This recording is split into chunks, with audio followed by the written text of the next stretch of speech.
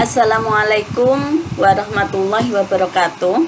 Pada pertemuan ketiga ini kita akan mempelajari tentang text pre-processing, yaitu persiapan teks suatu bacaan sebelum diolah ke metode text mining. Alasan kenapa kita harus melakukan text pre-processing di sini yaitu karena banyak bacaan baik yang ada di internet maupun yang offline yang ada di komputer kita, ini strukturnya banyak yang tidak formal atau kurang terstruktur. Jadi hanya beberapa dokumen saja atau hanya sedikit dokumen yang mempunyai struktur penulisan yang sesuai dengan kaidah kebahasaan. Nah, dokumen-dokumen yang ada kebanyakan tidak memiliki struktur yang pasti, sehingga informasi di dalamnya tidak bisa diekstrak secara langsung. Misalkan pada dokumen itu masih ada tag HTML atau coding-coding web yang ikut pada dokumen tersebut, atau banyak sekali kesalahan penulisan pada suatu dokumen, lalu banyak singkatan-singkatan, kemudian ada gambar dan juga angka ataupun simbol-simbol yang ada pada bacaan tersebut, karena di text mining ini hanya mengolah bacaan berupa string saja, yaitu bentuknya huruf A sampai Z, baik itu hurufnya besar atau kecil. Selain string itu tidak dapat diolah di metode text mining ini. Kemudian kenapa tidak boleh ada singkatan? Karena singkatan itu nanti akan mempunyai arti yang berbeda dengan kata aslinya pada saat dilakukan perhitungan text mining, karena nanti juga bisa menurunkan performa suatu metode. Jadi sebisa mungkin singkatan-singkatan seperti DLL, DSP itu tidak masuk pada suatu bacaan atau ditulis secara lengkap seperti itu. Kemudian pada text mining ini juga tidak menggunakan tag HTML atau coding web apapun, itu tidak perlu diproses juga. Jadi hanya memproses badan bacaan atau inti bacaan. Lalu untuk penulisan paragraf, nah suatu paragraf itu juga biasanya ditulis menjorok ke dalam untuk mengetahui suatu paragraf. Nah biasanya kalau suatu bacaan itu kurang terstruktur, itu paragrafnya itu ya hanya ditulis di awal kalimat tanpa menjorok ke dalam. Padahal itu nanti juga akan mempengaruhi suatu metode juga ya, karena biasanya metode text mining ini dia juga akan mendeteksi paragraf juga, dia paragraf keberapa, kata keberapa. Jadi ada beberapa metode yang memang membutuhkan pendeteksian apa itu kata, apa itu paragraf, dan apa itu baris. Jadi memang sebaiknya dan seharusnya pada metode text mining ini harus menggunakan bacaan yang terstruktur atau yang mengikuti tata kebahasaan suatu bahasa. Jadi kalau kita menggunakan bahasa, ya bacaan itu harus ditulis menggunakan EYD, ketentuan EYD. Jadi bahasanya harus baku yang digunakan, kemudian paragraf harus ditulis menjorok. Kalau ada suatu kata itu harus antar satu kata dengan kata yang lain itu dipisahkan dengan spasi, harus meminimalkan kesalahan penulisan. Jadi walaupun terdapat kata yang sama tapi penulisannya salah, itu nanti akan dihitung dengan kata yang berbeda. Semua ini dilakukan untuk meningkatkan performa suatu metode text mining. Jadi harus benar-benar diperhatikan. Makanya kenapa saya bilang bahwa metode text mining ini sebaiknya digunakan untuk bacaan yang formal, itu karena pada bacaan yang formal nanti hasil akhir metode ini akan bagus. Tapi di saat kita menggunakan suatu bacaan yang kurang struktur atau tidak formal, itu nanti hasilnya juga akan kurang bagus juga di akhir perhitungan suatu metode text mining.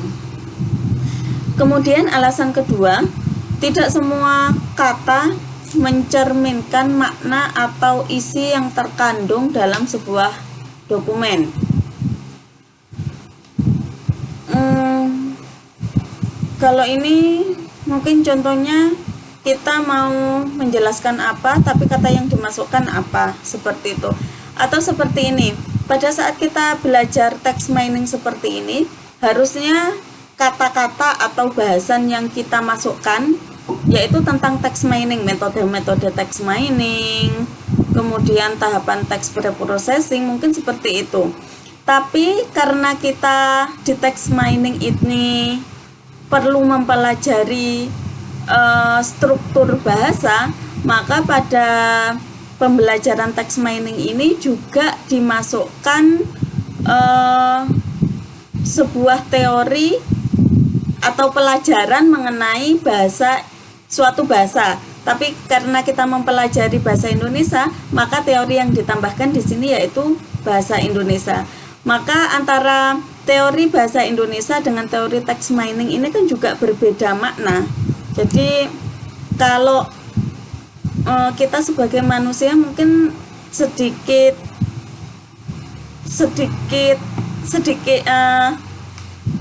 paling tidak kita mengerti maksudnya ya. Jadi kita belajar text mining, ada teori text mining, tapi karena text mining ini juga perlu belajar kebahasaan, yang mana bahasa Indonesia, berarti ada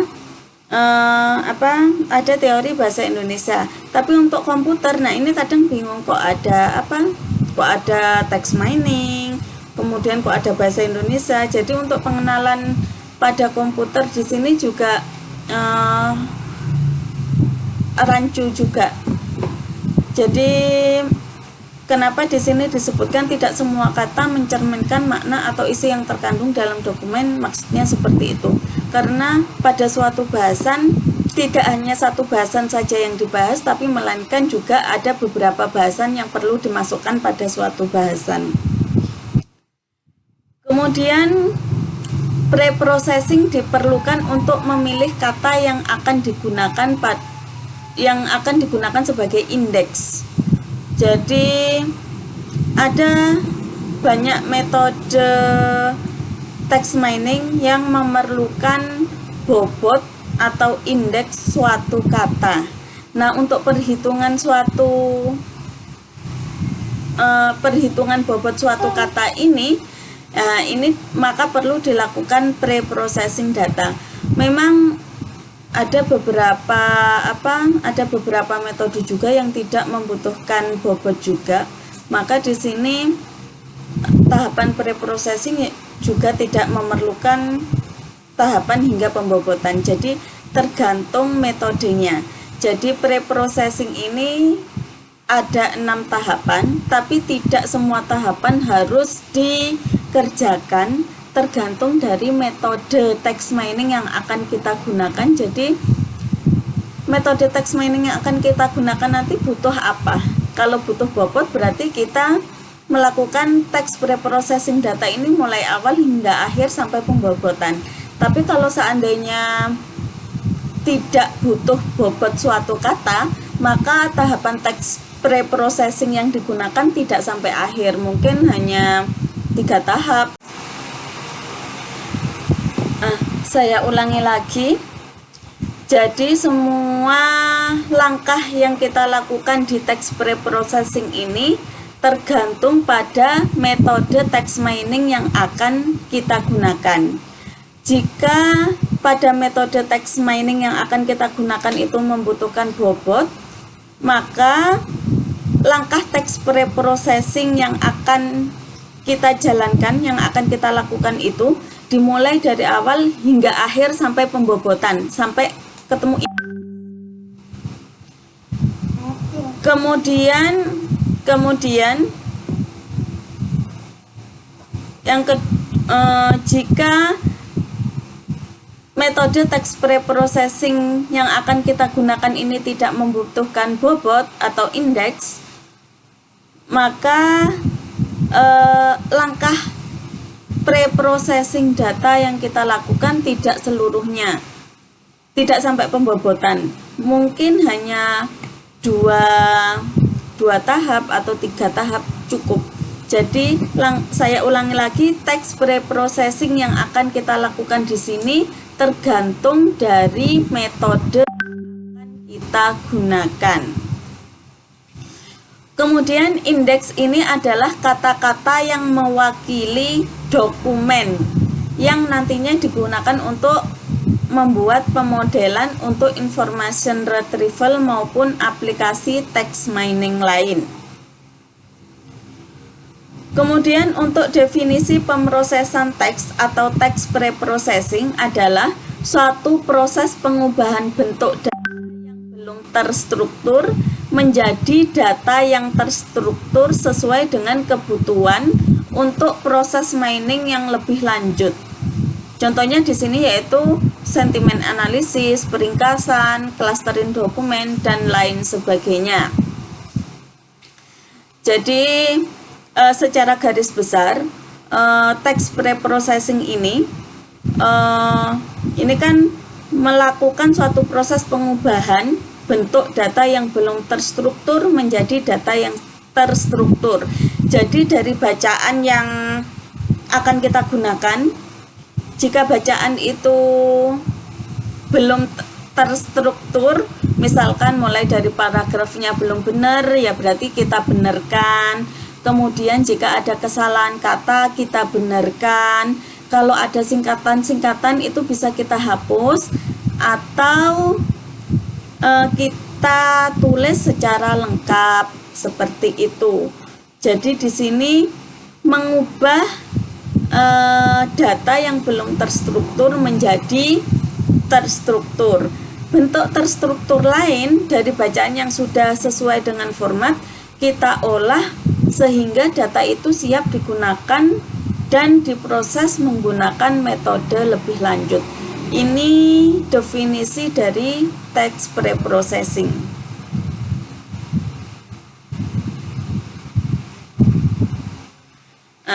Singkatnya, pre-processing ini merubah teks menjadi term index.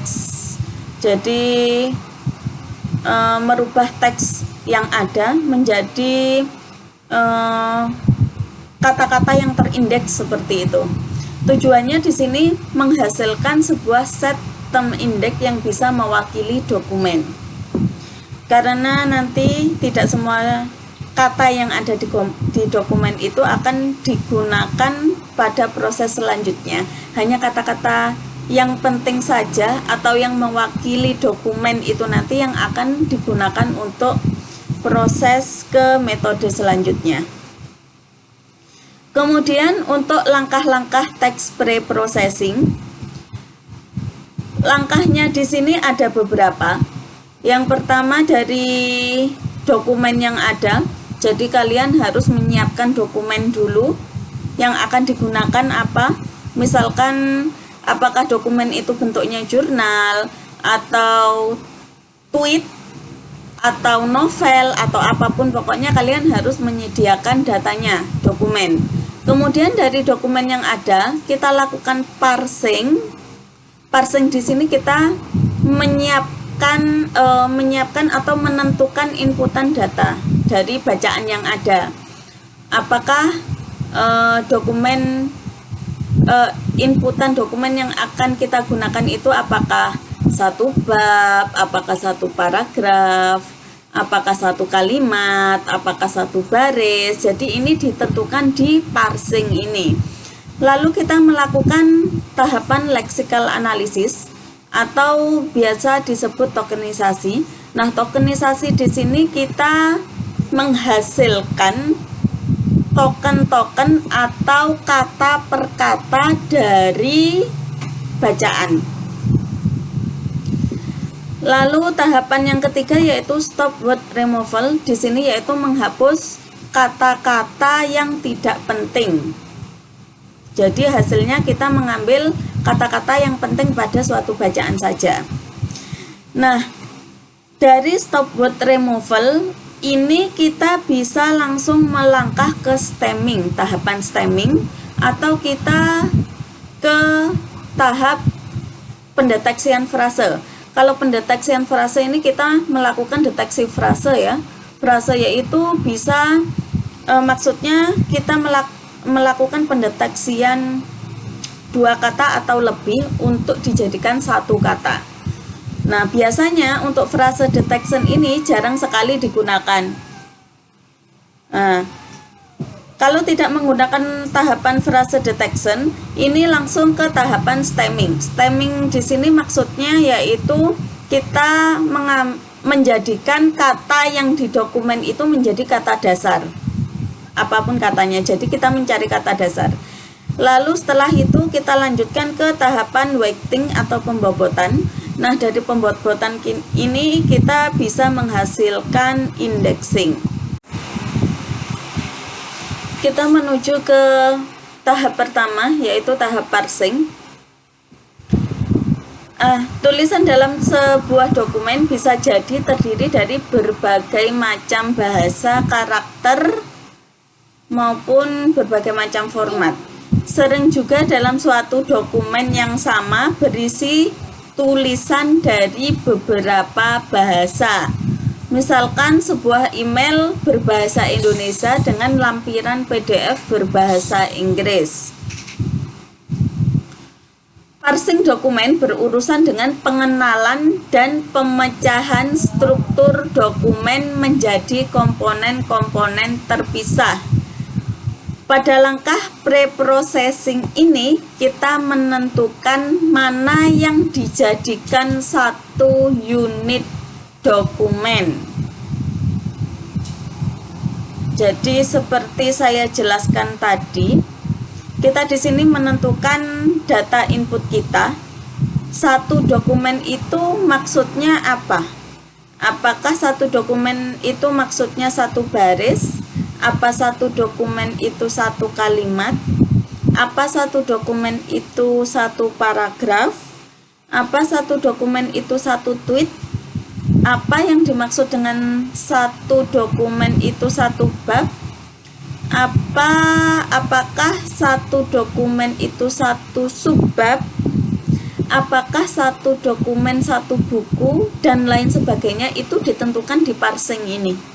Jadi kita sendiri yang menentukan satu unit dokumen atau satu inputan dokumen yang akan kita masukkan ke text mining ini maksudnya apa? Seperti itu. Jadi kita tentukan di sini. Nah, ini beberapa contoh untuk parsing. Jadi di sini maksudnya contoh 1, email dengan 4 lampiran bisa dipisah menjadi 5 dokumen. Jadi satu dokumen yang merepresentasikan isi atau body dari email dan 4 dokumen dari masing-masing lampiran. 4 lampiran berarti 4 file yang berbeda. Jadi kalau 4 lampiran, satu lampiran satu filenya mungkin bisa berisi banyak halaman. Nah, banyak halaman itu bisa juga terdiri dari beberapa bab atau beberapa subbab atau beberapa dan lain sebagainya. Jadi di sini yang dimaksud di contoh pertama ini, satu dokumen itu berisi satu file. Terserah nanti isinya berapa halaman pada file itu, berapa judul yang ada di file itu, tidak ada batasan. Yang penting satu dokumen sama dengan satu file. Dan juga ditambahi satu dokumen bisa berisi satu body email, satu file yang berisi body email tadi itu. Itu contoh yang pertama. Jadi satu dokumen sama dengan satu file. Sedangkan contoh yang kedua, ini misalkan ada buku dengan 100 halaman, bisa dipisah menjadi 100 dokumen. Jadi masing-masing halaman menjadi satu dokumen. Nah, ini bisa dikatakan satu dokumen sama dengan satu halaman. Seperti itu. Jadi entah tulisannya pada halaman tersebut hanya separuh, apa satu halaman itu hanya satu baris, pokoknya di sini satu dokumen sama dengan satu halaman. Lalu contoh yang ketiga, satu tweet bisa dijadikan satu dokumen. Begitu juga dengan sebuah komentar pada forum atau review produk. Jadi contohnya seperti ini, ada satu tweet. Di sini bisa dijadikan satu dokumen. Entah isi tweetnya itu panjang atau pendek atau hanya berupa senyum hihihi, itu juga bisa dijadikan satu dokumen. Asalkan bentuk penulisan tweetnya itu berupa string tadi, bukan emoticon. Itu bisa juga. Kemudian contoh keempat, di sini satu cerpen yang terdiri dari 5 paragraf bisa dipisah menjadi 5 dokumen. Jadi di sini masing-masing paragraf menjadi satu dokumen. Dengan kata lain, satu dokumen sama dengan satu paragraf. Jadi kalau 5 dokumen sama dengan 5 paragraf. Oh maaf, kebalik, kalau 5 paragraf berarti sama dengan 5 dokumen. Saya ulangi lagi, satu dokumen sama dengan satu paragraf. Jika paragraf pada suatu laporan atau buku, penulisan paragrafnya jelas ya. Jadi dia itu satu paragraf, dia masuk atau ditulis menjorok ke dalam. Ini pengertian paragraf yang kita kenal selama ini. Tapi kalau pada cerpen, bentuk paragrafnya dia tidak ditulis menjorok ke dalam sini, tidak. Tapi dia hanya ditulis di awal kalimat dan awal baris. Jadi bentuknya seperti ini. Ini dikatakan satu paragraf.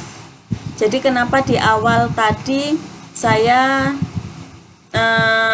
sudah menyinggung bahwa kita harus mengenal bentuk paragraf. Bentuk paragraf yang sesungguhnya yang ditulis menjorok ke dalam, atau bentuk paragraf lain yang hanya ditulis di awal baris tapi tidak ditulis menjorok ke dalam. Nah, ini juga harus kita kenali di sini.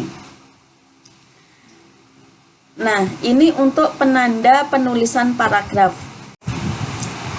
Untuk penanda penulisan paragraf, ini secara universal, baris pertama ditulis atau diketik menjorok ke dalam sebanyak 5 ketukan dari margin kiri. Atau biasanya kalau di Word kita menggunakan ukuran 1,5 cm untuk paragraf. Jadi 1,5 cm menjorok ke dalam untuk paragraf. Selalu diawali di baris baru. Ini secara universal pengertian paragraf seperti itu. Jadi bentuknya seperti ini. Contoh bentuk paragraf dalam suatu laporan atau buku bacaan. Jadi bentuk secara universal itu seperti ini. Lalu untuk secara khusus seperti cerpen, ini bentuk paragrafnya selalu diawali baris baru tanpa ditulis menjorok pada baris pertama paragraf. Nah, biasanya suatu paragraf di cerpen ditandai dengan kalimat langsung. Kalimat langsung di sini artinya kalimat yang suatu percakapan gitu ya, bisa suatu kalimat yang diucapkan oleh subjek. Nah, iya, biasanya kalimat langsung ini ditandai dengan tanda petik 2 kalau memang itu suatu kalimat langsung. Jadi untuk paragraf di cerpen, saya ulangi lagi, di sini tidak ditulis menjorok ke dalam. Jadi tulisannya seperti ini, tapi pasti ditulis di baris baru. Kemudian, nah ini contoh paragraf pada cerpen, ini juga. Lalu suatu paragraf di cerpen biasanya juga ditandai dengan kalimat langsung. Jadi kalimat langsung itu suatu percakapan seperti ini ditandai dengan tanda petik 2. Ini kalau di cerpen dia termasuk paragraf baru, walaupun dia paragrafnya hanya ditulis satu kalimat saja, itu juga bisa disebut satu paragraf. Seperti ini, bisa 2 paragraf, bisa lebih dari 1 paragraf. Biasanya kalau di cerpen paragrafnya bisa berupa narasi saja, atau kalimat langsung saja, atau campuran antara pernyataan atau narasi dan kalimat langsung. Untuk selanjutnya yaitu contoh kelima pada parsing. Di sini satu kalimat atau satu baris bisa dijadikan satu dokumen, atau satu dokumen sama dengan satu kalimat atau satu baris. Satu kalimat itu contohnya seperti ini, saya pergi ke pasar. Karena di sini ada tanda titik, maka di sini disebut sebagai satu kalimat. Satu kalimat itu bisa terdiri dari satu baris atau lebih dari satu baris. Nah, jadi di sini kita harus tentukan satu dokumen itu satu kalimat atau satu baris. Jika satu kalimat tadi seperti itu, jadi satu kalimat itu bisa terdiri satu atau lebih baris. Tapi kalau satu baris, satu dokumen sama dengan satu baris, jadi apapun yang kita tulis selama kata-kata itu berada pada baris yang sama, pada satu baris, maka dianggap sebagai satu dokumen. Itu apakah ada tanda titiknya atau ada tanda pengakhir kalimat lain, ada atau tidaknya itu tidak dihiraukan. Yang penting satu baris, satu dokumen. Atau lebih enaknya pada saat kita ini ya, mempelajari puisi.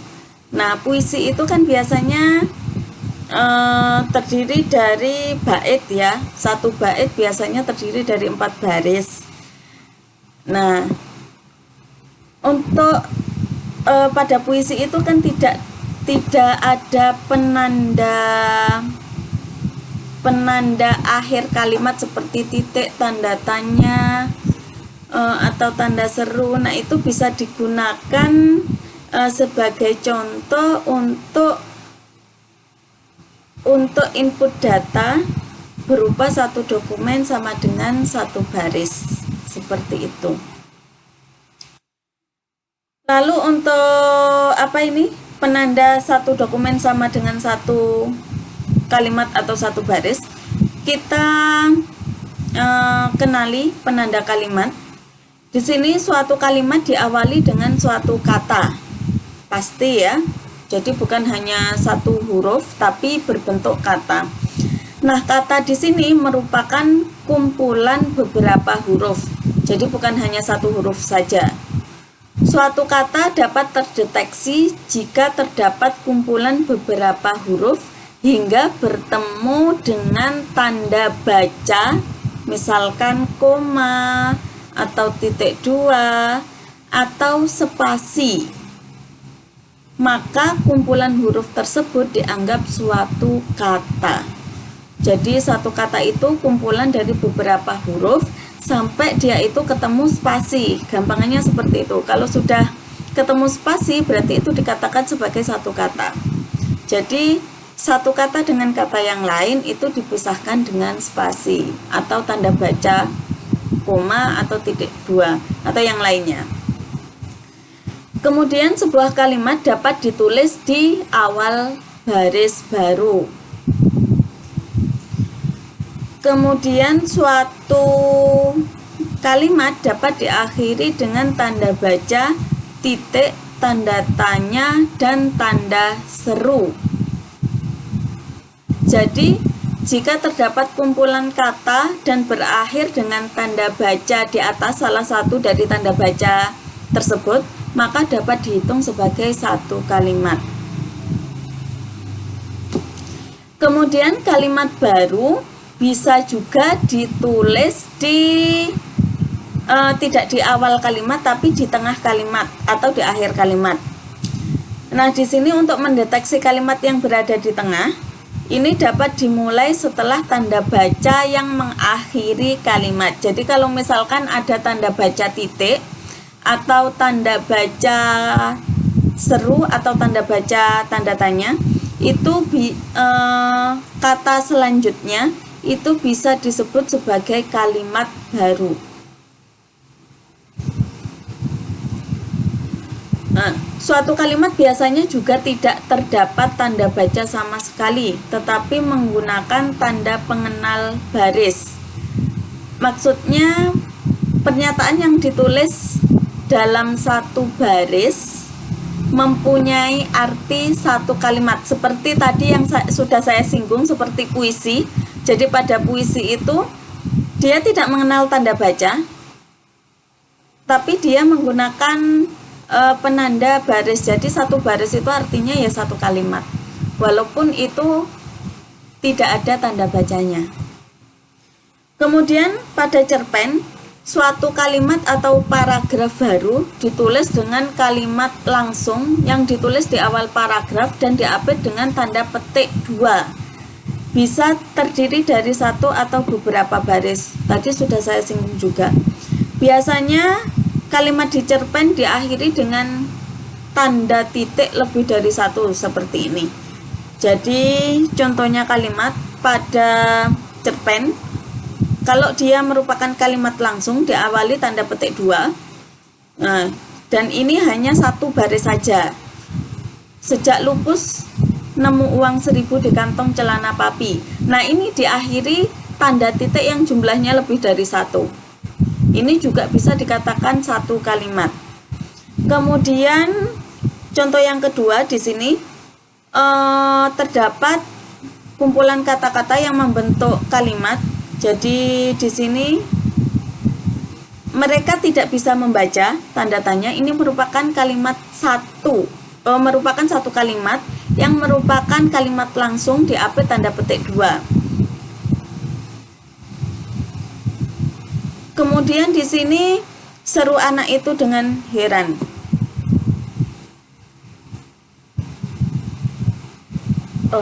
Oh maaf, saya salah ini. Nah, kalau ada tanda tanya yang diapit yang terletak di antara tanda petik 2, ini bukan termasuk satu kalimat ya. Mereka tidak bisa membaca seru anak itu dengan heran. Nah, ini termasuk satu kalimat. Karena tanda tanyanya di sini berada di dalam tanda petik 2, maka di sini tidak dianggap sebagai satu kalimat. Jadi satu kalimat itu mulai awal tanda petik 2 ini sampai titik. Kemudian lantas untuk apa mereka datang kemari? Nah, ini seharusnya diakhiri dengan tanda titik lagi ya. Ini kalimat baru lagi. Jadi ini kalimat pertama, ini kalimat kedua. Seperti itu. Jadi kalau tidak ada titik, ini bisa kita anggap sebagai kalimat kedua, maupun di sini kita tambahi titik sehingga komputer atau orang bisa mengenali bahwa itu kalimat kedua. Jadi seperti ini, kalimat itu bisa terdiri dari satu baris atau lebih dari satu baris. Lalu ini juga, yang ketiga ini dia hanya berupa hihihi kemudian ditutup tanda titik lebih dari satu. Nah, ini bisa juga dikatakan satu kalimat. Bahkan bisa dikatakan satu paragraf kalau pada cerpen. Jadi tergantung keadaan ya. Jadi penulisan di cerpen itu seperti apa ya, seperti itulah.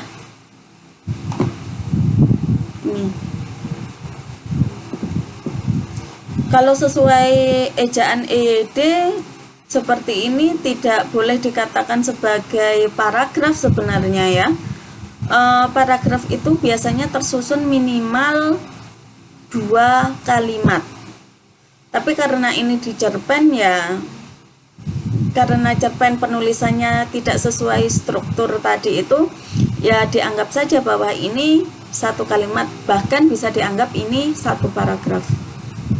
Seperti itu. Kemudian contoh yang keenam, satu bab bisa dijadikan satu dokumen, atau satu dokumen sama dengan satu bab. Nah, satu bab ini biasanya diawali dengan judul. Judulnya di sini kalau memang bacaannya bacaan yang baku atau formal sesuai struktur, ini di judulnya ditulis di tengah.